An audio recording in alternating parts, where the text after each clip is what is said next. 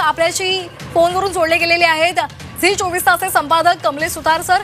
सुतार sir, आपण पाहतोय की आज देवेंद्र फडणवीसांनी राजीनामा द्या असं मुंडेंना सांगितलेलं आहे, तसे आदेशच त्यांनी दिलेले आहेत. कशा पद्धतीने पाहायचं? सगळ्यात पहिले श्वेता, आज धनंजय मुंडे राजीनामा देताना सांगण्यात आलेलं आहे की याच्याबाबत आता कुठल्याही प्रकारचं दुमत राहिलेलं नाहीये.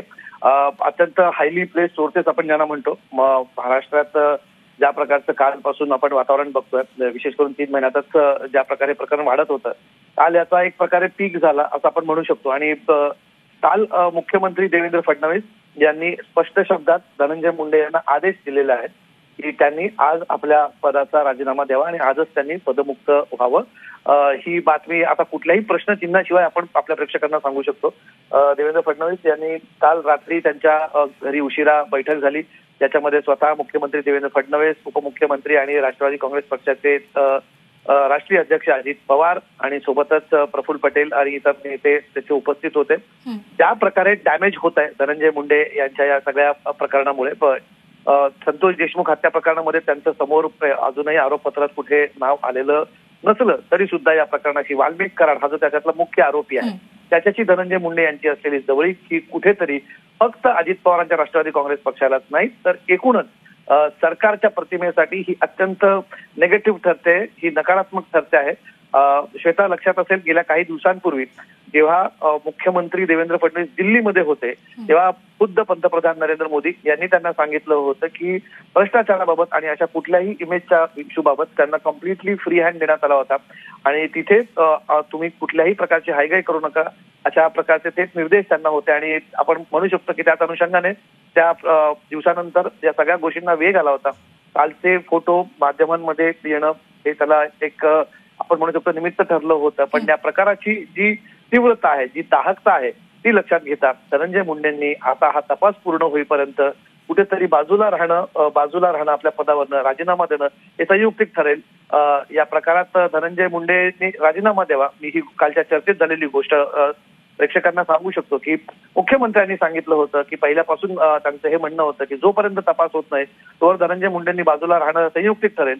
पण पक्षाच्या भूमिका असतात, हे एक युतीचं सरकार आहे, आघाडीचं सरकार आहे, ज्याच्यामध्ये 3 पक्ष आहेत, तिन्ही पक्षांच्या तिथे भूमिका असतात.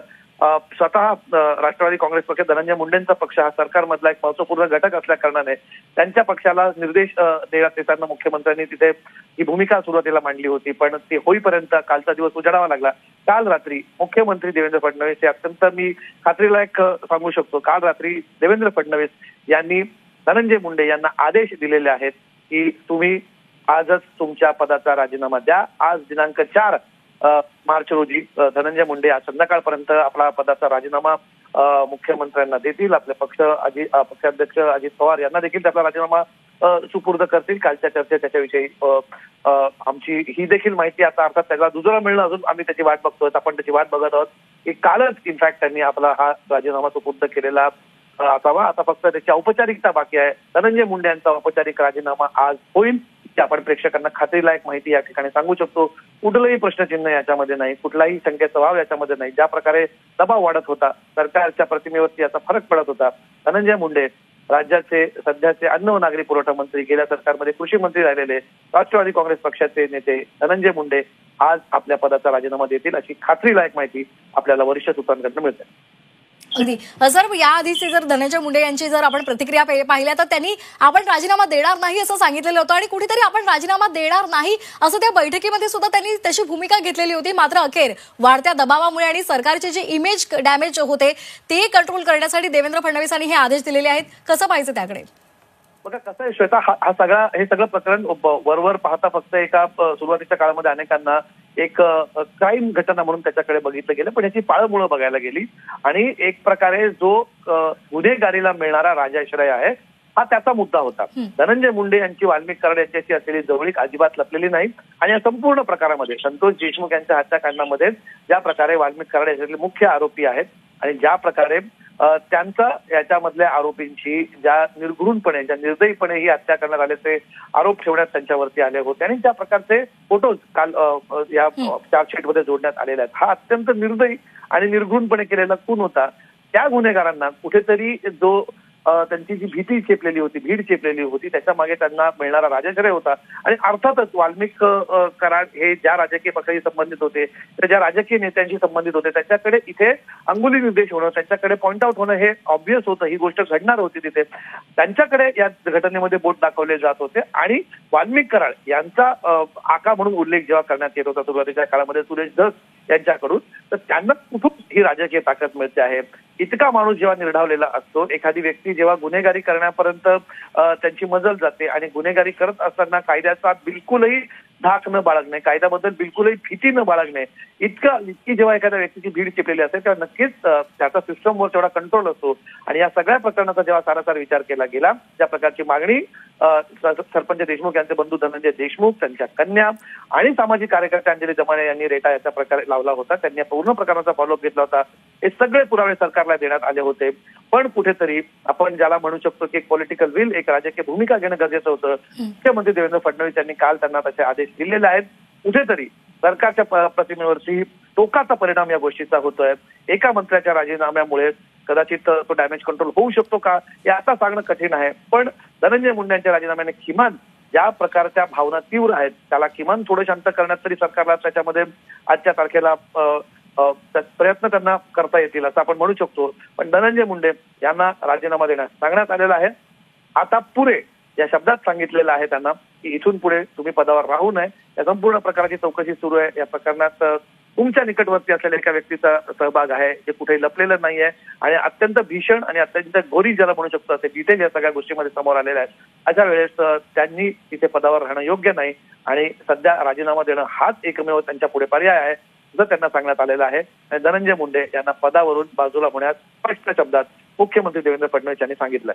अगदी सुतार सर, आणखी एक मतसमुद्र म्हणजे कालचे फोटो समोर आले आणि त्यामुळे जनभावनांचा उद्रेक झाला. एक संतापाची लाट पूर्ण महाराष्ट्रामध्ये आपल्याला पाहायला मिळते आणि त्यामुळेच तातडीने हे पाऊल उचललं गेलंय का आणि यापुढे धनंजय मुंडे यांच्या अडचणी आणखी किती वाढू शकतात? कारण मनोज जरांगे पाटलांनी सकाळी धनंजय मुंडेंवर 302चा गुन्हा दाखल करावा अशी सुद्धा मागणी केली आहे.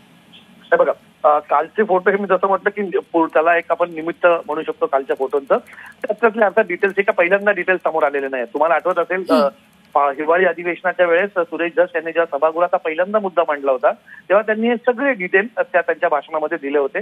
काल फक्त चार्जशीटमध्ये त्या व्हिडिओचे पुरावे, त्याचे स्क्रीनशॉट त्याच्यात टाकण्यात आले, हे निमित्त झालं. पण अधिवेशन सुरू लक्षात घ्या श्वेता, काल अधिवेशनाचा पहिला दिवस झाला, आज दुसरा दिवस आहे. पहिला दिवस अर्थातच शासकीय कामकाजातले जे भाग असतात तिथे शोकप्रस्ताव असतात आणि राज्यपालांचं अभिभाषण असतं, पहिलं अधिवेशन असतं. त्यामुळे आज खऱ्या अर्थाने अधिवेशनाला सुरुवात होणार आहे. विरोधकांच्या हातात एक आयता आणि मोठा मुद्दा मिळणार आहे. राज्यभर या घटनेबाबत संताप आहेत. अजून अनेक ठिकाणी राज्यामध्ये या मागणीसाठी आंदोलनं होणार आहेत. काही ठिकाणी बंदचं आवाहन करण्यात आलेलं आहे. हा सगळा उद्रेक बघता हा उद्रेक सभागृहातही येऊ शकतो, सभागृहाच्या कामकाजावरती परिणाम त्याचा होऊ शकतो. पुढच्या आठवड्यात खुद्द अजित पवार बजेट जे अर्थमंत्री आहेत ते बजेट सादर करणार आहेत, अर्थसंकल्प सादर करणार. त्या सगळ्या गोष्टींमध्ये काही महत्वाची बिलं आहेत. हे अत्यंत महत्वाचं अधिवेशन आहे. नागपूरच्या अधिवेशनाचा कार्यकाल छोटा होता, या अधिवेशनाचा कार्यकाल मोठा असणार आहे. त्यामुळे सरकारला अनेक प्रश्नांची इथे उत्तरं द्यावी लागली असती. विरोधकांसाठी हा मुद्दा होता. कालपासूनच आपण बघितलं फक्त सभागृहातच नाही, सभागृहाच्या बाहेर सुद्धा पायऱ्यांवरती आंदोलनं होत आहेत. सरकारला धारेवर धरलं जाणार आहे आणि हा मुद्दा सेन्सिटिव्ह आहे. हा मुद्दा फक्त एका गुन्ह्यापुरता नाही. आरोपींचं निर्डावलेलं पण, कायदा सुव्यवस्थेची नसणारी भीती, त्याच्यासोबतच अशा गुन्हेगारांना मिळणारा राजाश्रय, या सगळ्या गोष्टींचा हा मुद्दा होता. राज्याच्या एका मंत्र्याचे जर इतक्या भयंकर गुन्ह्यात अडकलेल्या व्यक्तीशी जवळचे संबंध असतील तर कुठेतरी त्यांना राजीनामा देणं क्रमप्राप्त आहे. तुम्हाला या गोष्टींची हिंट खरं तर कालच मिळायला आपल्याला लागली होती जेव्हा धनंजय मुंडे यांनी काल सत्र न्यायालयात धाव घेतली होती. आता ते प्रकरण वेगळं होतं. त्यांच्या मागे एका कौटुंबिक हिंसाचाराच्या केसमध्ये त्यांना कोर्टाने पोटगी देण्याचे आदेश दिले होते. त्या ऑर्डर्समध्ये स्पष्टपणे डोमेस्टिक व्हायलन्स असा उल्लेख करण्यात आला होता कोर्टाच्या ऑर्डर्समध्ये. आणि त्यानंतर आता त्यांनी तिथे धाव घेणं, त्यांनी कुठेतरी ती मोर्चे बांधणी चालू केली होती, भेटेगाठी चालू केल्या होत्या. एक शेवटचा म्हणू शकतो त्याचा प्रयत्न धनंजय मुंडे काल करताना दिसत होते. पण अल्टिमेटली त्यांना आपण म्हणतो की मुख्यमंत्र्यांना याच्यात स्वतः त्याच्यात डील करावं लागलं आणि त्यांनी जेव्हा स्वतः हे आदेश दिले काल, तेव्हा आता धनंजय मुंडे यांच्या पुढे पर्याय राहिलेला नाही. त्यांच्या पक्षाने त्यांना सांगण्याचा प्रयत्न केला होता. खुद्द अजित पवारांनी अनेकदा याबाबत हिंट दिल्या होत्या की नैतिकतेला धरून राजीनामा दिला गेला पाहिजे. पण धनंजय मुंडे आग्रही होते. धनंजय मुंडेंचा त्याच्याबाबत हा राजीनामा देण्यास ते तयार नव्हते. पण आता खुद्द मुख्यमंत्र्यांनी सांगितल्यामुळे आता धनंजय मुंडे यांच्या पुढे दुसरा कुठलाही पर्याय नाही. आणि जी माहिती आपल्याकडे आहे आज संध्याकाळपर्यंत, कदाचित आज दिवसभरात धनंजय मुंडे आपला राजीनामा सुपूर्द करतील आणि आपल्या पदावरनं बाजूला होतील. अगदी सर, आता धनंजय मुंडे हे राजीनामा देणार आहेत हे तर आता क्लिअर झालेले, विश्वसनीय सूत्रांनी आपल्याला तशी माहिती दिलेली आहे. जर राजीनामा दिला तर विरोधक थोडेसे शांत होतील आणि त्यामुळे आता अधिवेशनामध्ये सरकारची बाजू कुठेतरी जड होईल असं काही बोललं जाते. त्याबद्दल प्रकरण शांत होणार नाही श्वेता, एवढ्या लवकर प्रकरण शांत होत नसतं. किंबहुना हा राजीनामा थोडा आधीच झाला असता, धनंजय मुंडेंनी जर राजीनामा आधीच दिला असता, त्याच्याबाबत ते फार आग्रही राहिले नसते. आपण ज्याला म्हणतो त्यांची घाटवादी भूमिका होती की मी पदावरनं बाजूला सरकणार नाही, ती त्यांनी जर भूमिका आधीच घेतली असती नैतिकतेला धरून तर कदाचित सरकारला इतक्या एम्बॅरेसमेंट फेस करावं लागलं नसतं. पण त्यांचा जो आग्रह होता, मुख्यमंत्र्यांनी काल जी माहिती आपल्याला मिळते की मुख्यमंत्री फडणवीस यांनी पहिल्यापासून आग्रह धरला होता. अजित पवारांच्या पक्षाकडून याबाबत थोडंसं एक रेजिस्टन्स होतं, पण त्यांना काल शेवटी मुख्यमंत्र्यांना आपला वेटो वापरावा लागला आणि सांगावं लागलं की तुमच्या या प्रकारामुळे, तुमच्या याच्याशी जोडल्या गेलेल्या नावामुळे तुमचं भलेही नाव त्या केसमध्ये अजून थेट आलेलं नसेल, तुमच्या त्या आरोपपत्रात तुमचं नाव नसेल किंवा कुठेही तुमचं नाव घेतलं गेलं नसेल थेट, तरी सुद्धा या प्रकारामुळे त्या मुख्य आरोपीशी तुमचे असणारे संबंध हा कुठेतरी सरकारसाठी फार मोठा निगेटिव्ह पॉईंट ठरतो आहे आणि तुम्हाला आता राजीनामा देण्याचे पर्याय नाही आणि त्यांनी धनंजय मुंडे यांना राजीनामा देण्यास सांगितलं आहे. त्यामुळे आता थोडासा उशीर झालाय, पण तरी सुद्धा ज्याला आपण डॅमेज कंट्रोल म्हणतो तो होऊ शकतो. धनंजय मुंडेंच्या राजीनाम्यानंतर काही का असे ना सीआयडीची चौकशी त्याच्यामध्ये चालू आहे, यंत्रणा आपलं काम करतात. या सगळ्या यंत्रणांच्या कामासोबतच कुठेतरी आता हा राजीनामाही होणं गरजेचं होतं. त्यामुळे हा थोडासा बॅलन्स साधण्याचा प्रयत्न होईल. थोडी जी आपण म्हणू शकतो मी प्रकरण शांत होईल असं तर अजिबात नाही, कारण धनंजय देशमुख जे सरपंच देशमुख यांचे भाऊ आहेत त्यांनी सांगितलं की आता माझा भाऊ तर काही परत येणार नाहीये. पण तरी या सगळ्या प्रकारामध्ये एक लॉजिकल एंडला हे प्रकरण जावं, न्याय मिळावा कुटुंबाला, त्यांना शिक्षा व्हावी, ही भूमिका राहील. या भूमिकेतनं आंदोलनं पुढे सुरू राहतील. पण जो मुद्दा होता की त्यांच्या मागे असणारी ताकद कुठेतरी कमी करणं गरजेचं आहे. धनंजय मुंडेंसारख्या एका नेत्याचं नाव वाल्मिक करण्यासाठी जोडलं जात होतं, त्यांचे अत्यंत निकटवर्ती ते मानले जात होते. त्यामुळे आता या क्षणाला धनंजय मुंडे यांचा या ना त्या प्रकारे त्याच्यासाठी निर्णय त्यांना तिथे घ्यावा लागतोय. खूप आधी व्हायला हवा होता निर्णय, तो ते आज घेत आहेत. पण धनंजय मुंडे आता थोड्याच वेळात राजीनामा देतील हे आपण खात्रीलायकरित्या सांगू शकतो प्रेक्षकांना. श्वेता, अगदी धन्यवाद कमलेश सुतार सर, आपण केलेल्या या विश्लेषणाबद्दल आणि दिलेल्या माहितीबद्दल.